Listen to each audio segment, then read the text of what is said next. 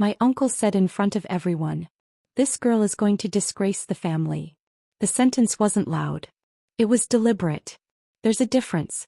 We were all sitting in the hospital conference hall preparing for the annual fundraising event, and for the first time I was leading the entire team as program coordinator. White walls.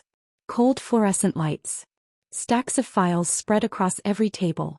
On the surface, everything looked professional. Underneath, everyone was playing some kind of game. My uncle was there too. He sat on the hospital board, and in our family his words carried weight. People straightened in their seats when he spoke. And he knew exactly how to use power. He closed his file, removed his glasses, and said with a faint smile, "We need to think about the organization's reputation. Not every ambitious person is fit for leadership. Some people can damage the family name." The room went silent. No one said my name. They didn't need to. Everyone knew who he meant. I didn't respond right away. Not then. I simply picked up my glass of water, took a sip, and nodded. "Of course," I said calmly. "I understand the concern. That's the first rule of chess. You don't answer every move immediately. Sometimes you just study the board. And wait. Over the next few weeks, things began changing in subtle ways. Important meeting invitations arrived late. Emails somehow went missing. My proposals sat untouched in review while other departments moved ahead. When a project succeeded, the credit quietly found its way to someone else. On the surface, everyone remained polite. Just a misunderstanding. Nothing personal. You know how administration works. I smiled every time. Of course. But I was paying attention. Very closely. I started saving every email. Every revised document. Every delayed approval. Every contradictory instruction. I wasn't reacting. I was building a record. People often mistake silence for weakness. The truth is, quiet people are usually calculating. Hospital politics are strange. Nobody attacks directly. They delay signatures. Freeze budgets. Rename gossip as concern. And somehow they do it all while smiling. One evening, I was sitting alone in my office when Sarah from the finance department knocked softly on the open door. "Can I tell you something?" she asked. I closed my laptop. "Sure." She hesitated before speaking. "Your uncle has been telling people you're too emotional for leadership." I didn't react. I just listened. He probably expected anger. Maybe tears. Instead I asked, "Has he said that in meetings?" "Sometimes." "Anything in writing?" She paused. Then she nodded slowly. "There are emails." I nodded back. "Thank you." That was all. Second rule of chess. People bring you the pieces themselves, if you're patient enough not to flip the board. Over the next few months, I focused on becoming impossible to criticize. Every report was flawless. Every deadline was met early. Patient outreach numbers improved quarter after quarter. The program that people once called unrealistic began attracting attention outside the hospital. But the most important thing I built wasn't performance. It was trust.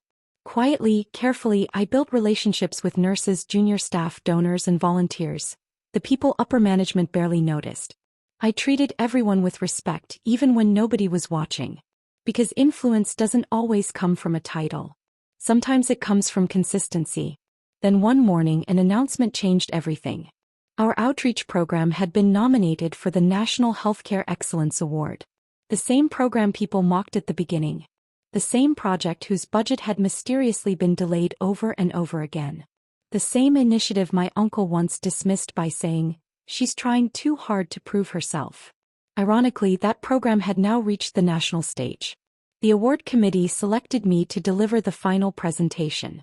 At the staff meeting, my uncle smiled professionally and said, "Well deserved." I smiled back. "Thank you."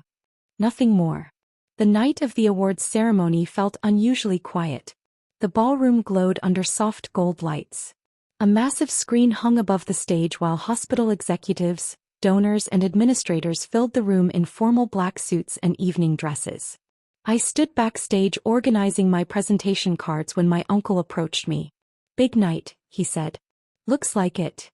He studied me for a few seconds before speaking again. "You handled things better than I expected." Interesting sentence. Especially the last part.